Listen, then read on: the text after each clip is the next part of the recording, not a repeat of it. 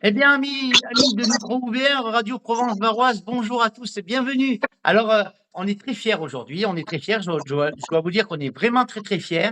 On va recevoir dans quelques secondes euh, un ami que j'ai connu il n'y a pas très longtemps, mais qui a une voix mais magnifique, un ténor, un vrai comme vous avez, vous en avez entendu plusieurs fois, mais très rarement quand même, parce que les ténors, ça court pas les rues. Et lui, eh ben, c'est un grand, une voix extraordinaire qui a fait plein de choses. Il est avec nous en direct, c'est l'invité d'honneur aujourd'hui de Micro Ouvert sur Radio Provence Varoise, Monsieur Claudio Barro-Héro. Comment allez-vous, Claudio? Bonjour Patoche et bonjour les auditeurs de Radio Provence Varoise. Je suis très très très heureux d'être là avec vous Oh, en direct. Vraiment, ça me fait plaisir. Eh bien, ça va bien, très très bien avec le soleil ce matin. voilà, bonjour Claudio. Tu es dans quelle région, toi? Tu es dans quelle région? Alors, dans les Alpes-Maritimes, je suis très précisément à Antibes. D'accord, Une ok. petite Alors, ville vraiment super sympa. Alors, Claudio, un ténor, comme on n'en fait plus, comme il n'y en a plus beaucoup, d'origine italienne, évidemment, avec ton nom et ton prénom, évidemment, Claudio. Ta passion, elle est découverte à l'âge de 8 ans, très jeune, quoi. Oui. Oui, oui, parce qu'en fait, si tu veux, pour la petite histoire, mon papa était accordéoniste. Oui. Et il se trouve que dans ma famille, tu sais, donc chez les Italiens, on a l'habitude, bon, c'est vrai que chez les Italiens, c'est comme ça aussi, mais chez les Italiens, on a l'habitude, si tu veux, d'avoir le côté, comment dire, ah ben, en fait, chantant à la fin des repas. Donc, et si tu veux, bon, depuis ma plus tendre enfance, j'ai carrément, en fait, vécu là-dedans. C'est-à-dire que à la fin du repas, mon père prenait l'accordéon, mes parents, enfin, mes grands-parents chantaient, et bien sûr toutes les chansons italiennes. Et c'est comme ça qu'à l'âge de, oh mais très très tôt, 4 ou 5 ans, j'avais envie de faire de la musique, tu vois, donc je voyais mon papa jouer de l'accordéon. C'est comme ça que ça a démarré en fait. Et toi, tu as commencé plutôt par le piano, alors. On va dire, tu as commencé Ah plutôt non, par le piano. ah non, justement, mon premier instrument, c'est l'accordéon, parce que mon papa, il m'a insufflé, si tu veux, ben, cet amour de la musique, mais par l'instrument qu'il connaissait, c'est-à-dire l'accordéon, et le piano est arrivé en suivant, quoi, et le chant aussi. Mon premier instrument, ça a été l'accordéon avec les touches piano, bien sûr, voilà. D'accord, c'est lui qui t'a appris, évidemment, toutes les bases, le solfège, tout ça. Un petit peu, mais tu sais, il avait pris des cours, hein, lui. Voilà, c'était pas un professionnel, c'était un amateur qui faisait les balles, tout simplement, de campagne en Italie. Hein, et d'ailleurs, c'est comme ça que j'ai commencé la musique. Hein, j'ai commencé par les balles.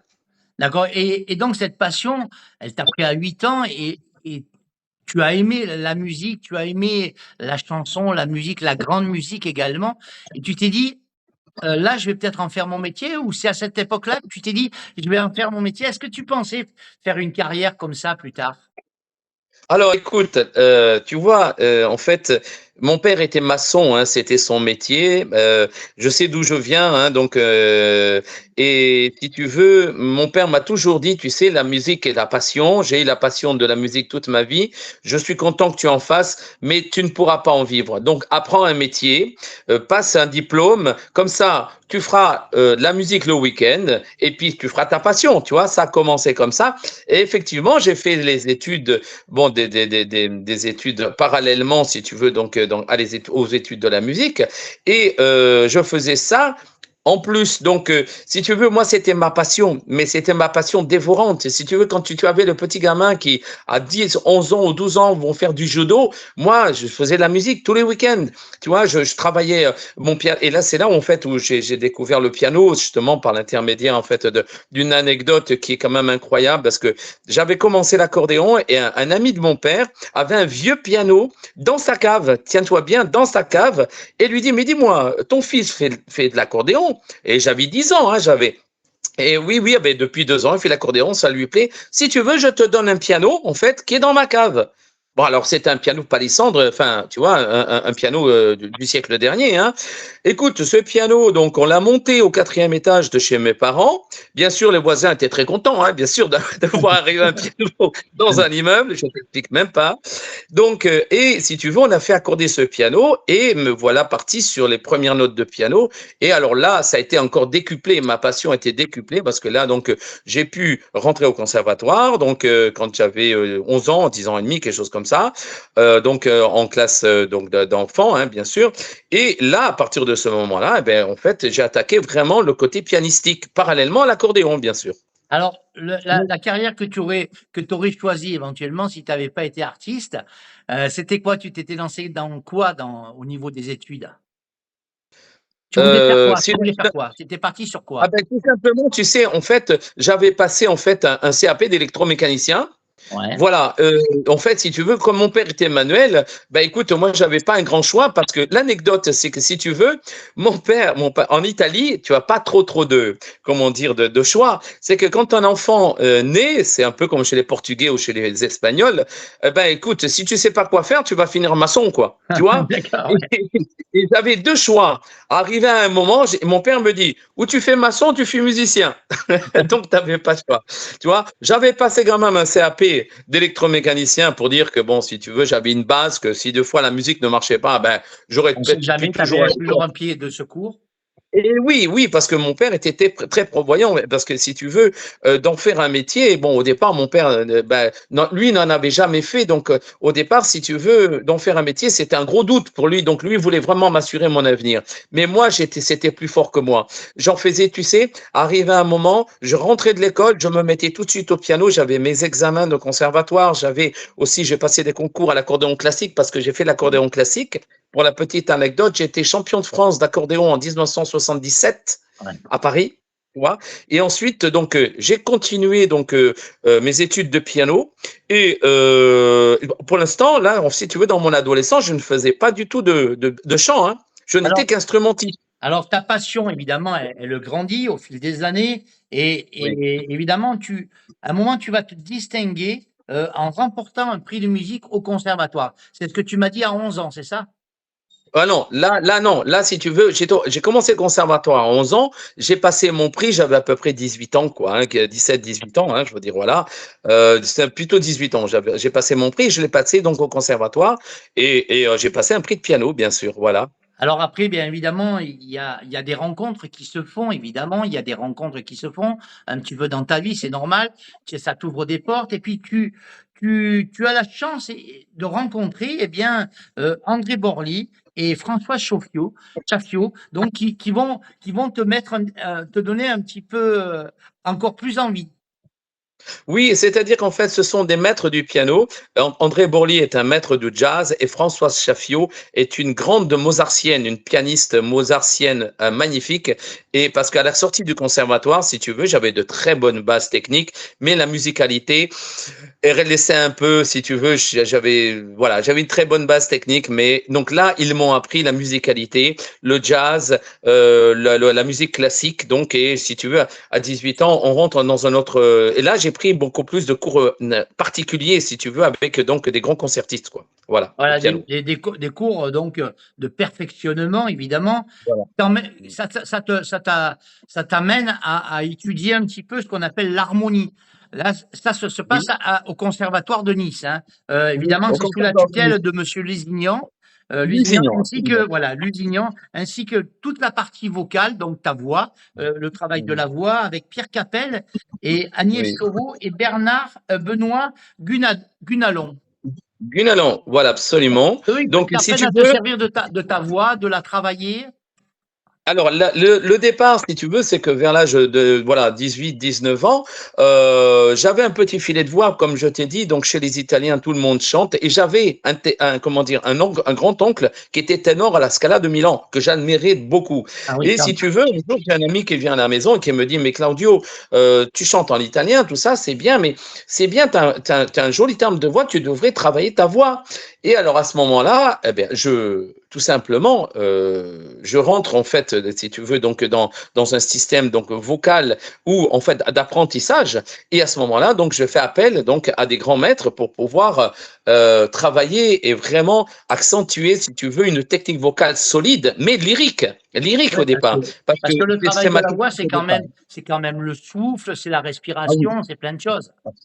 Ah oui, oui, on ne vient pas ténor comme ça en fait. C'est un travail quotidien et c'est un travail technique à la base parce que si tu n'as pas une technique solide, tu ne peux pas être ténor. C'est pas possible. Je veux dire, tu peux chanter très bien, mais il y a trop en fait, si tu veux, de comment dire, d'emplacements vocaux qui peuvent te permettre de faire des grands envolées sonores, des grandes envolées aiguës, tu vois, comme dans le médium, avoir la puissance, la posture, tout ça. Et ça, tu l'apprends. Voilà, ça, tu l'apprends. Combien d'heures, ça fait combien d'heures de travail tu passes combien d'heures à répéter, à étudier Alors, actuellement, en période de concert, je fais 2 à 3 heures tous les jours? de travail vocal, tous les jours, tous les jours.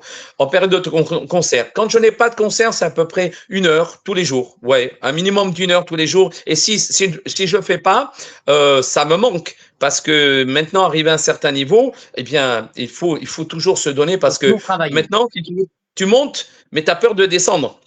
Donc, il faut rester au niveau et aller encore plus loin. Tu Alors, vois?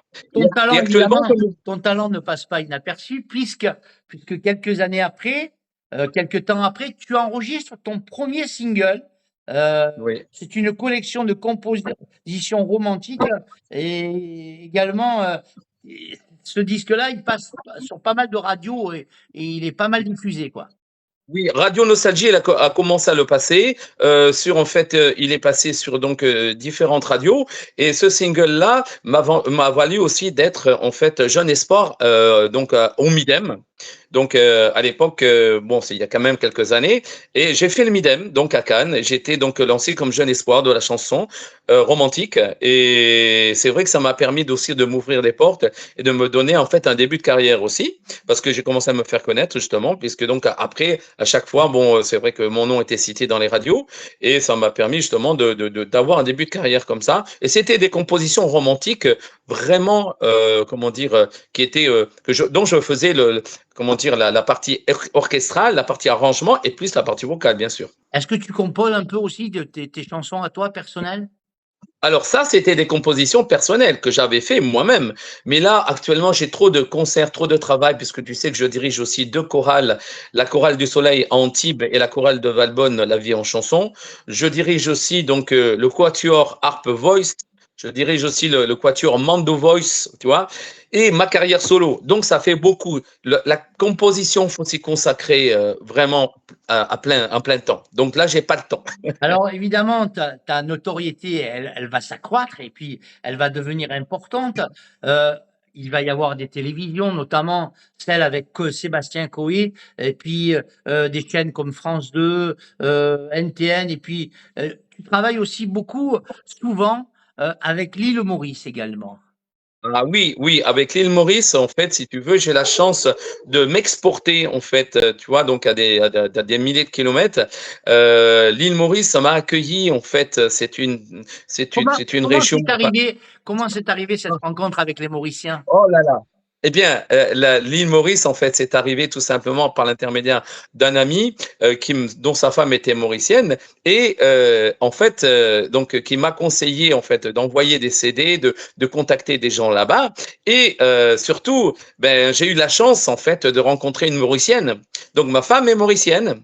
Et si tu veux, de par ce fait, quand en allant en vacances là-bas, j'ai été contacté par les radios sur place et j'ai fait en fait quelques en fait interviews là-bas en direct sur les radios nationales hein, de l'île Maurice, Radio Plus, ainsi de suite.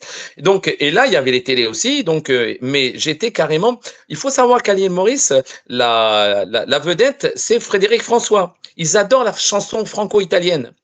Donc, on m'a proposé de faire donc d'abord des petites salles, des salles ben, de théâtre, hein, des théâtres déjà connus là-bas dans l'île Maurice. Et il y a 2 ans, j'ai fait la plus grande salle, une des plus grandes salles de l'île Maurice, c'est le Codan Art Center. Donc, avec pratiquement, il y a pratiquement presque 900 places à peu près. Et nous avons donné un grand concert avec l'arpiste, avec laquelle je travaille, Aurélie Elulrecci, avec laquelle en fait nous avons fait un duo. Et on s'est exporté là-bas. Et je vends aussi des CD à l'île Maurice, quoi. Je suis en Et contact tu retournes souvent à l'île Maurice. chaque année. Chaque année, je vais y retourner l'année prochaine d'ailleurs, en Pour fait. faire des Voilà, oui, oui. spectacles, tu fais un, deux, trois spectacles là-bas.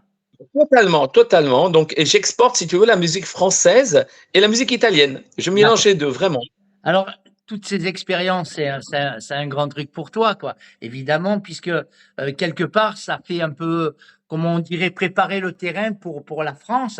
Et d'ailleurs, ça t'a ouvert les portes, puisque tu as fait quelques galas dans les grands palaces de la région de la Côte d'Azur, quoi. Oui, bah, c'est-à-dire qu'en fait, si tu veux, en tant que, bah, écoute, en fait, là, c'est plus en fait du côté pianistique et donc événementiel. Et j'ai en fait, si tu veux, c'est vrai que j'ai beaucoup en fait tourné sur tous les palaces de Monaco à Saint-Tropez, donc en donnant, en font des galas à droite à gauche dans les différents Carlton, Martinez, donc au salon des ambassadeurs, enfin bon, à l'hôtel Marriott, sur Monaco aussi à la Saint-Empire, à l'hôtel Hermitage aussi, pareil, sur Monaco. Donc, ça, c'est dans l'événementiel que je fais encore de temps en temps, oui. Alors, est-ce une légende ou est-ce la vérité?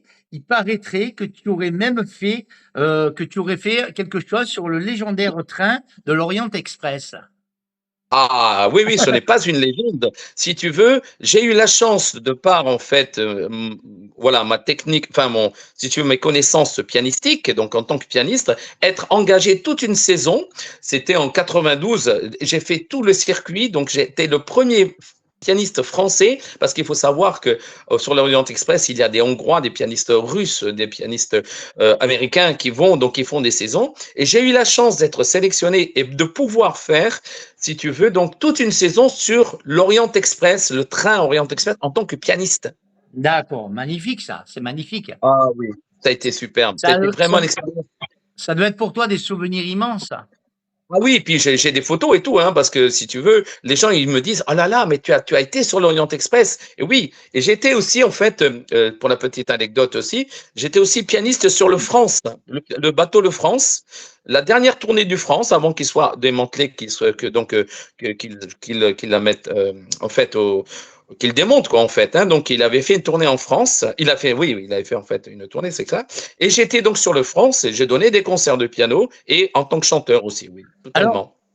2024 et 2025, c'est quoi? Ça sera quoi? C'est quoi? Et ça sera quoi, Claudio Baroero, donc pour 2024? Alors, il y a évidemment un nouveau concept artistique que tu fais maintenant avec donc ta voix et puis de la harpe également. Et puis, tu crées évidemment beaucoup de choses. Oui, alors en fait, je fais beaucoup de choses. Donc, si tu veux, non seulement, donc tu m'as dit, donc je suis avec une harpiste, un quatuor, donc qui est harp voice, comme je le disais tout à l'heure, avec Aurélie Lulricci, donc à la harpe. J'ai donc Catherine Allot au violon, Stéphanie Arnoult au violoncelle, et moi au ténor. Nous faisons donc de la musique romantique et de l'opéra, donc en quatuor. Parallèlement à ça, je dirige, et d'ailleurs, je vais donner un grand concert le 15 juin pour ceux qui sont sur Cannes.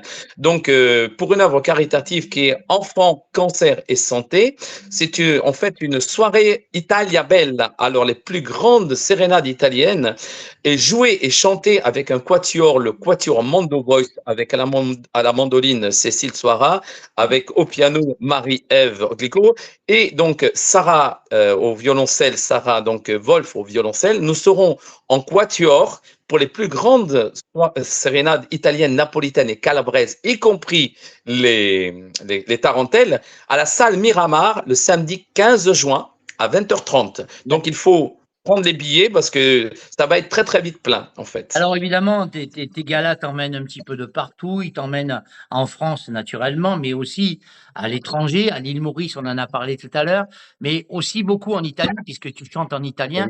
Beaucoup en Italie, tu fais également pas mal de spectacles en Italie.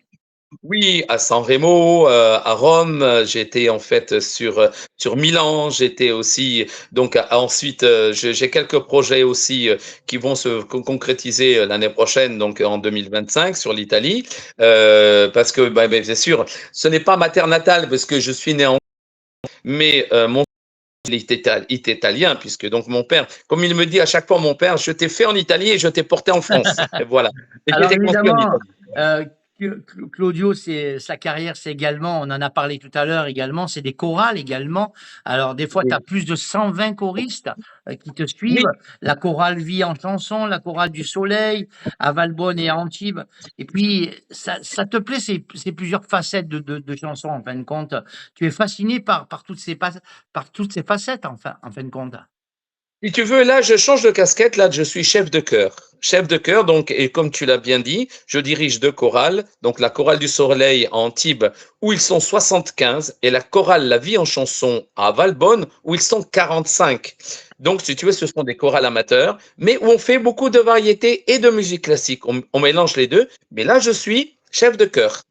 Alors, Claudio, un bon moment avec toi, c'est un plaisir, c'est un réel bonheur. Comment on fait pour te joindre si on a envie d'un spectacle? Alors, déjà, on va sur mon site claudiotenor06.fr. Voilà. Là, claudiotenor06.fr, ouais. voilà. Ensuite, vous allez sur ma page Facebook, c'est Claudio Barro-Héroux, comme tu l'as dit tout à l'heure, Baderoero. Voilà, déjà. Et sur mon compte Instagram, qui est Claudio, enfin, arrobase, hein, bien sûr, Claude Instagram, c'est arrobase Claudio Ténor 06. Alors, Claudio Barroero, donc un artiste qui est aimé, évidemment, respecté par le public et surtout un grand talent, une voix extraordinaire. Je vous ai fait d'ailleurs pendant les journées qui viennent de passer juste avant ce petit interview aujourd'hui, je vous ai donné le plaisir d'écouter deux chansons. Alors, je vous invite, moi, évidemment, à aller sur sa page, à aller voir d'autres chansons, voir d'autres choses. Si vous aimez Claudio, ben, n'hésitez pas de vous rendre sur ses pages et de commander ses CD ou ses clés ou voilà, donc il sera là pour vous. Il y a pas, je vous avais annoncé une personne, une grande gentillesse avec un cœur d'or. Eh bien, vous avez vu qu'aujourd'hui, ben, Claudio est là. Il a un grand sourire autour de nous. Et puis, euh, Claudio, donc, 2024, donc les spectacles, rappelle-nous un petit peu tout ce que tu vas faire d'ici la fin de l'année. Où on peut te Alors, en voir? fait, Où là, on peut ben, te voir? alors, on peut me voir au défilé Richard, donc du groupe Richard, donc ce week-end là, donc le samedi et le dimanche, donc à l'hôtel Pullman à 15 heures pour un récital, donc à 15 heures et l'autre à 15 heures donc le dimanche. Ça, c'est où Ensuite, ça? C'est où ça? ça c'est à Mandelieu. Mandelieu, la D'accord, Napoule, ok, voilà pour d'accord. ceux qui sont sur la côte. Ensuite, j'ai La Vie en chanson, la chorale de La Vie en chanson à l'abbaye de Valbonne le 1er juin. Ça, donc, ça sera à 20h30. Ensuite, j'ai notre fameuse soirée qui est donc le Quatuor Mando Voice à la salle Miramar le samedi 15 juin, donc à 20h30. Donc, il faut prendre les billets, bien sûr. Donc, vous pouvez aller sur ma page, vous pouvez aller sur ma page C'est où Facebook. la salle Miramar? C'est où? C'est Christine? sur la Canne Croisette. Canne Croisette, D'accord, voilà, Cannes sur la Croisette. Croisette, en face du Palais des Festivals, voilà, tout simplement. Ok. Ensuite, on aura en fait une grande soirée caritative, donc qui sera organisée à la salle Antea, donc dans le Grand Théâtre Antea, donc le 12 juillet, où là, je vais diriger 120 choristes Ça, c'est à sur la Nice? grande scène. À Nice? Non, ça c'est à Antibes, dans la grande Antibes. salle donc D'accord. du Antibes? Théâtre Ok. Antea, à Antibes, donc à 20h30. Nous aurons ensuite un autre, je vais donner quelques dates, hein, parce que je n'ai pas tout en tête. Le lundi 12 août, le Quatuor Harp Voice, donc dans la chapelle de Roquestéron, ça c'est dans l'arrière-pays niçois. D'accord. Nous aurons encore le Quatuor Harp Voice le samedi 31 août. Et je ferai un duo récital donc avec ma pianiste donc Marie Lico donc le 13 septembre au château de Montsartou à Montsartou à côté donc d'Antibes. Et ensuite je m'en vais le lundi 30 septembre sur le CCAS d'Antibes pour un duo harp voice. Et je serai donc en récital solo Italia Bella au CCAS de Saint-Laurent-du-Var à la salle Roger Ferrière le 4 octobre. Ça, c'est vraiment les premières dates, mais il y en aura encore beaucoup. Donc, suivez-moi sur mon site claudiotenor06.fr parce que mon actualité est affichée sur ce site. Donc, vous savez très précisément où je suis. Voilà, donc vous avez toutes les dates, vous avez les lieux, vous avez les sites. Eh bien, écoute, Claudio, nous, on a été très contents de te recevoir ce matin. Oui. Tu es un artiste merveilleux, fabuleux, avec une voix extraordinaire, évidemment, je l'ai déjà dit. Et Bon, donc, merci. je le Et tu sais, maintiens. juste pour te dire, pour les auditeurs aussi, même si, comme tu le dis, c'est très gentil à toi, que j'ai une voix extraordinaire, c'est quelque chose qui se travaille, qui se travaille. Ça, c'est pour tous les auditeurs qui font un petit peu de chant. C'est bien d'avoir un petit filet de voix ou une voix ou avec un timbre, un joli timbre, mais travaillez votre voix techniquement. Actuellement, je me fais encore coacher actuellement avec, donc, là, j'ai un baryton avec lequel je travaille, donc, Mathieu Abelli. Il me coach aussi pour des grands concerts. Même si on a un haut niveau, il faut toujours travailler. Donc, c'est ce que je veux dire à tous les auditeurs qui font du chant. C'est bien de vous produire tout ça, mais travailler votre voix, c'est important. Alors, une dernière petite question avant qu'on se quitte. Est-ce que ça te botterait de devenir justement prof de chant ou coach vocal, ou ça pourrait t'intéresser, ça? Alors, je fais déjà un coach vocal, bien sûr. Et tu sais, j'ai oublié de te le dire, puisque j'étais directeur de l'école de musique de Juan-les-Pins de 99 à 2000. Oh là là, attends, non, non, pardon, de 89 pratiquement aux années 2000. Pendant une 14 ans, j'étais directeur de l'école de musique de Juan-les-Pins. Donc, je donnais déjà des cours de piano, des cours de chant. Et si tu veux, le temps me manque actuellement pour pouvoir, je donne quelques cours, mais vraiment donc de temps en temps, à des gens qui sont sérieux, voilà, qui viennent me voir pour avoir en fait un ajustement de voix, un placement de voix, mais pour l'instant, je n'ai pas beaucoup de temps pour pouvoir le faire, malheureusement, parce que j'adore l'enseignant. Voilà, mesdames, messieurs, eh bien, c'était Claudio Barro-Hérault. Donc, il était avec nous ce matin. C'était un vrai plaisir, un vrai bonheur, un petit moment de bonheur que je vous laisse profiter dans quelques minutes sur la page de Radio Provence Varoise. Elle va être mise sur YouTube également. Je vous donnerai le lien. Il n'y a pas de souci. Elle sera mise sur TikTok également. Voilà. Donc, merci, Claudio. Au Mais merci plaisir à toi, de te. Pato, et surtout à tous tes auditeurs de Radio Provence, vraiment varoise. Ça a été un plaisir de partager avec toi. Tu es un homme extraordinaire, toi aussi, avec justement en fait une personnalité qui mérite d'être connue. Donc, et Radio Varoise, donc Radio, pardon, Radio Provence Varoise mérite d'être écoutée parce que tu es quelqu'un de très très bien. Donc, je recommande et merci à tous les auditeurs. Merci à toi. Et puis, venez me voir, on partagera aussi sur scène. Vous savez, je suis très, très ouvert parce que quand je donne mes concerts, ben, je fais des séances de dédicaces. Donc, n'hésitez pas à venir me voir pour ceux qui, justement, m'ont écouté et qui bon, voilà, voudraient me parler. Je suis très, très ouvert. Bien au Alors moi, contraire, je veux vraiment. je t'enverrai un petit message avec mon adresse et tu nous enverras une petite dédicace pour la radio, hein, une petite Absolument, photo avec grand dédicacée pour plaisir. la radio. Et puis, Ah oui, j'attends avec plaisir un message en WeTransfer avec des morceaux que je puisse passer. Parce que oui, on bien va sûr. passer comme ça de temps en temps un morceau de toi qui va nous rappeler cette interview. Et puis, on va pas t'oublier. Tu sais que la page de Radio Provence Varoise, elle est faite pour les artistes, notamment pour toi. Tu peux mettre des vidéos à toi sur la page de Radio Provence Varoise. Tu postes et moi, Très bien. j'ai simplement qu'une chose à faire, c'est à les approuver. Donc, à partir d'aujourd'hui, ben, quand tu vas faire un spectacle, tu peux mettre l'affiche, je l'approuverai, il n'y a pas de souci. Très bien. Si tu n'arrives pas Bon, sur la page de Radio Provence, tu la mets sur la mienne et moi, je la permute sur la radio après. Mais on va te suivre, on va être avec toi, on va t'accompagner merci, dans les merci. spectacles que tu vas faire. Et puis, sache que toute l'équipe de Radio Provence a été très heureux de te recevoir aujourd'hui. On a, C'est partagé. pour nous, ça a été un vrai bonheur, un vrai régal. Claudio, je te C'est salue, partagé. je t'envoie Je te toutes salue mes de même. amitiés. Comme on dit Des en amitiés italien, de même. comment on dit salut, à très bientôt en italien? A presto. Ciao a tutti. Ciao à tutti, à presto. Et puis, bonne continuation dans ta carrière et Je te remercie. je te souhaite une route très, très longue dans la chanson. Très, très longue. Je te remercie. Et merci à tous les auditeurs, en tout cas, de Radio Provence Varoise. Au Ciao, revoir. ciao Salut, ciao, Claudio, ciao. ciao.